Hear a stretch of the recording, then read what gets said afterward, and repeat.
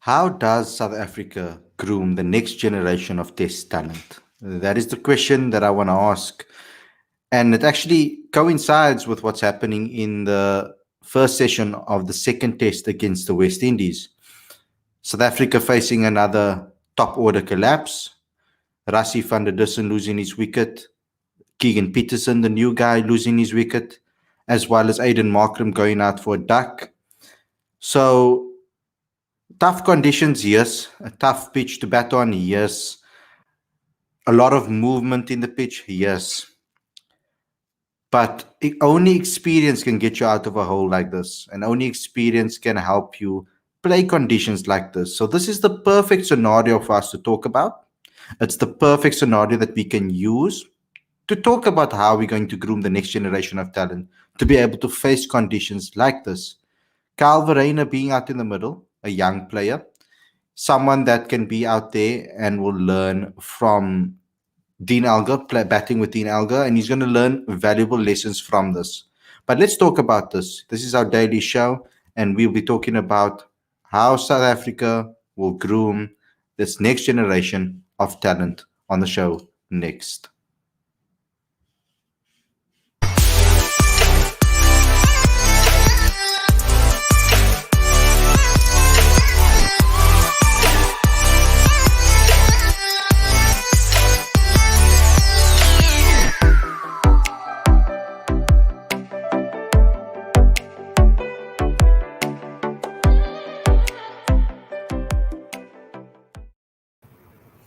Hey guys, welcome to Cricket Fanatic Magazine, and this is your daily show. I'm your host, Khalid and Aditya. This is the show where we talk about all the major talking points in South African cricket. Now, I know that the play has resumed when it comes to South African cricket and the match between the West Indies and South Africa, but we have to stick to our time slots of 7 o'clock on a Friday evening for our daily show, like we have said for the schedule. For those that are maybe only coming home from work now, something that they can pick up on and listen. So if you guys want to go ahead and go watch the second session and not listen to us right now, you can always come back and listen to our points. So sorry that it is at this particular time slot as well. But let's get into it. Let's talk about it. I wanna talk about the next generation of talent, Aditya, because there's a good test out there for the middle for one of those guys, like for example, Kyle Verreynne, someone that we have always said that he should start. It's going to be a tough day for him. It's very tough conditions. The ball is swinging around a lot, moving off the seam a lot. The difference between the last test and today's test is, of course, that the ball's not only moving off the seam but also swinging. It's swinging in the air and it's moving in the air as well as off the seam. So that's something that we need to talk about. How does South Africa do this? Because with the news coming out, and there's an excellent show that on of the Offside Maidens coming out to you guys at 8 o'clock, where they discuss this more in depth. But with the news coming out that there might not be any 2-day cricket in club cricket, um, 3-day cricket is obviously out of the window because Division A and Division B will be playing obviously 4-day cricket. There is no semi-pro cricket anymore. There will be a Colts division underneath that. We're not sure what format they'll be playing, but it concerns me that school guys won't be coming out of school cricket straight into a B or A team. Only the lucky few will. So that means that no 2-day cricket in club cricket is going to give them an opportunity not to be able to play the longest format or red ball cricket. The red ball moves differently. Playing long hours out in the middle is a whole different test than what you would get when you're playing white ball cricket. And if our cricketers are going to come out of school and continuously play white ball cricket and not be prepared for test cricket, it's bothering me because this out in the middle that we saw today, you can see that there are some deficiencies in South Africa's batting, and I'm being a little bit harsh here, but it's something that they need to learn from because patience is the key over here. We all knew that it would be from the start. This is a Dean Elgar type of wicket where patience is going to be key. Rassie van der Dussen showed that patience for that first 5 deliveries that he got, but that the last one that nipped in, that's what caught him. And maybe, like I heard some of the commentators speaking about it, playing at the ball maybe when it is hitting at third stump or fourth stump, when it's hitting fourth stump, playing the line of the ball is so important. but you only learn how balls can move like this if you play in these conditions, and that's my concern because South Africans are not going to be able to see this type of consistency because from the one side you've got someone running in and bowling accurately and moving the ball around. From the other side, then the second change, then the third change does the same thing. So it's almost like in domestic cricket you don't get the same type of challenges. So what is your thought on this? How do we groom the next generation of talent? Yeah, look, first off, since we're talking about this game, and you said you're being harsh, I don't think you're being harsh at all. Because if there is a team that should be prepared for seaming conditions, given that South Africa has spicy wickets back home as well, it is the South African batsmen. Hmm. They should be best equipped to be playing these conditions. And, I don't think. It's been an impressive performance so far. Of course, 3 wickets down for 40 odd, and you're facing high quality bowling. But I do think that over time, except for Kagan Peterson and Kyle Verena, they're all fairly experienced now. Maybe not so much at the international level, but they do have that domestic experience, and it has to count for something because they've grown up playing on wickets that are challenging. But to answer your question about how South Africa can groom its next generation, one thing, the most obvious thing to me is that South Africa needs to find its gaps. You know, what is stunting the growth of cricketers? Because at school cricket level, South Africa is ahead of virtually every other country in the world. They're producing some serious talent at school cricket level, but then it's at provincial level and franchise level where their growth is sort of stunted. And they're not playing as many unofficial tests, or they aren't playing as many emerging and SAA tours as other countries. Like, there was a stat recently where I think India played some 24 unofficial tests over the last like 2 years or something like that, and the next best was I think England or Australia, who played 14 unofficial tests.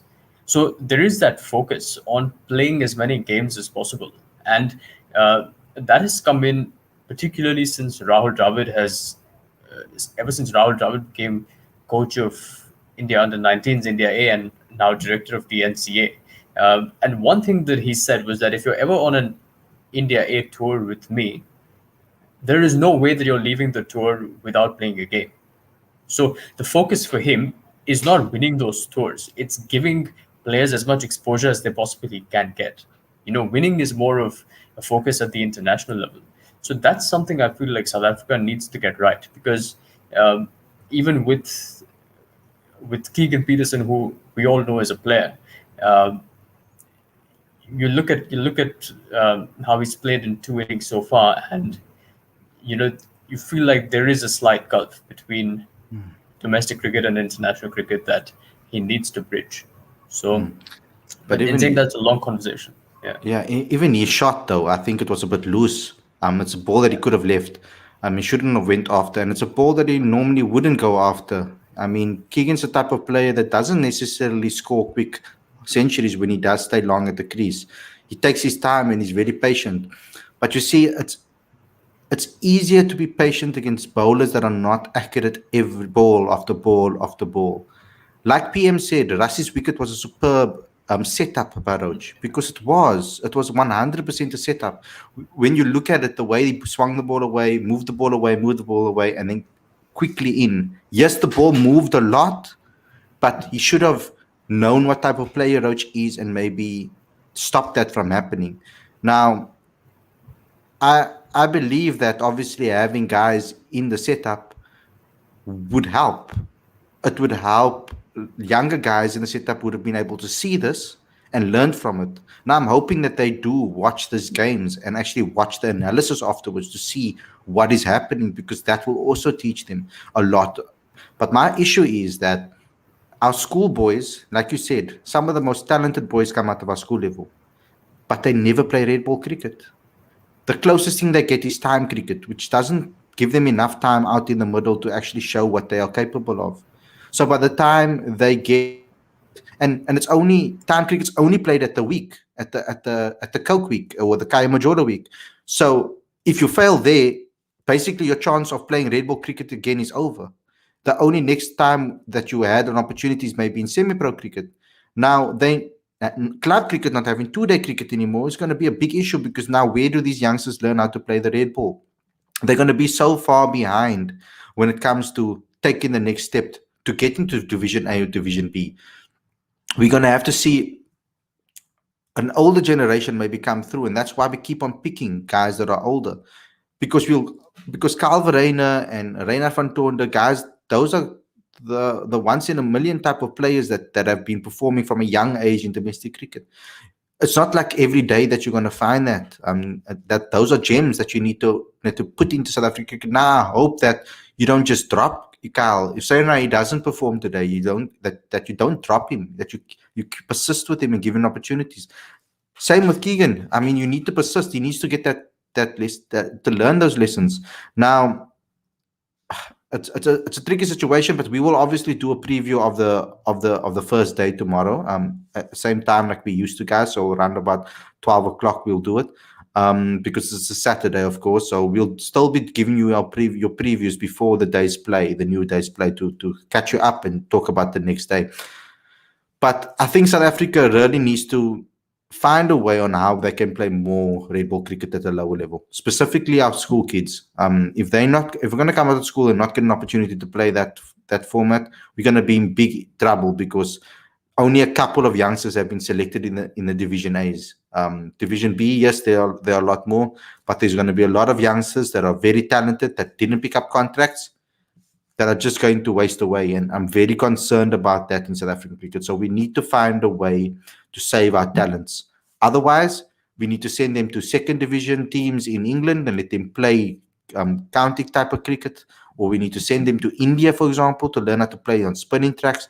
Let them go and let them leave the country to learn those skills, to come back and try to push for a Division B position. So that's the only type of things that I can think of right now. But guys, stay tuned to this channel. Go over to this, come back to this channel at 8 p.m. or at any time, because we're going to be uploading the Offside Maiden show for you guys to watch. So check it out. They made some excellent points on Test cricket and the importance of Test cricket. So go check that out. And yeah, that's all we have for you today. Aditya, is there any final point you want to make? Yeah, I don't know. I don't know if this is a practical idea, but given that limited overs is such a focus for South Africa now, a lot of two-day cricket is not going to be played going forward.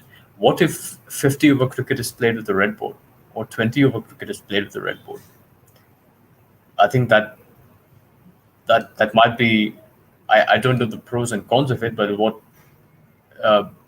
I think it might do is that it might still compel players to tighten their techniques, which is what we want, particularly.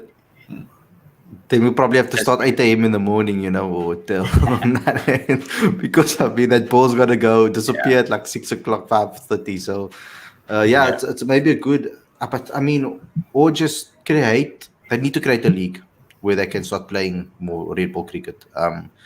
I want to talk to some of the administrators. Maybe Aditya, me and you, myself, and you and myself should get people on the show that can maybe talk to us from an administrative perspective. Let's go look who we can get on the show to chat to them about how we're going to do this and how we're going to move forward with red ball cricket. But guys, thanks a lot for tuning into the Daily Show. Thank you. I know that the cricket's on currently, so thanks a lot for being loyal to us and watching the show. Let's go and enjoy the cricket. To all the guys that are new to this channel, please subscribe to the channel, click the notification bell for all future videos. Please smash that like button and click on the comment section, get involved, and share this to all your friends and family. Thank you for watching, and we'll see you guys again tomorrow with a review show of the first day. Take care, everybody, and enjoy the cricket.